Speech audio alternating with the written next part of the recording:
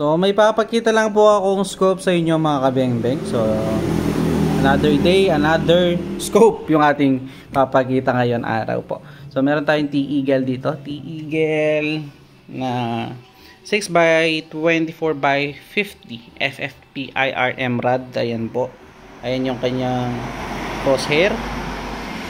Napakaganda ng box. Ayan po. So ito yung ating mismong scope. So may kasama pang candy, sorry. So ito yung ating mismong scope. Napakaganda. So papakita ko lang po. So ayun po yung ating Azure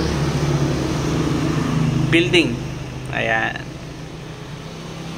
Approximately nasa from here up to there nasa 5 kilometers away siguro. 5 kilometers away po. Nandito tayo sa Mexico. Ayun yung ating Azure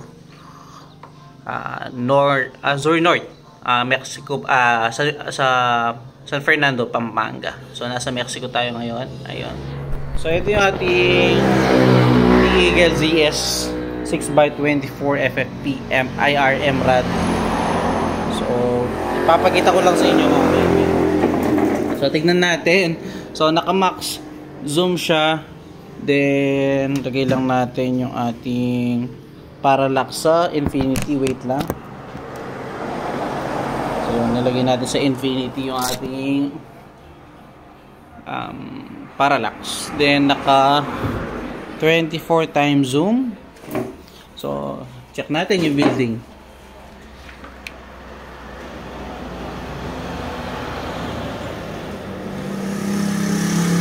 So yan mga kabeng-beng. So hindi lang yung building natin nakikita, pati mga tao na nagtatrabaho doon sa building. Ayan po. Ayan, kung makikita nyo dun sa tabi ng pole ng crane, ayan. So naghalo siguro ng semento yan. So tao po yan, gumagalaw. Hintayin lang natin gumalaw. Ayan, gumagalaw siya kung makikita nyo. Ayan, sa top ng building. Ayun, naglalakad po. So, asa 5 kilometers away. So, yung, yan, yung mga interference na nakikita nyo, mga ano po yan. Mga truck na dumadaan dahil harapan natin is, ano kasi tawag dito? Daan po. Ayan yung ating daan, diba? So, ayan po yung ating ayan po yung building, ating building. So hindi ko pa pala, hindi po akin yan.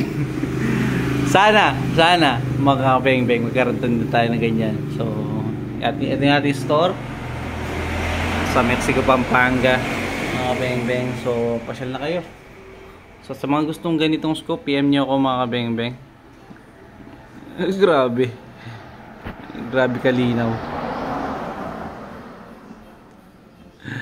Kitang-kita natin yung mga nasa building. So yan lang mga beng-beng. Again, JSB Sporting Goods Shop po. Ayan mga beng-beng. Thank you again mga beng-beng. Peace out.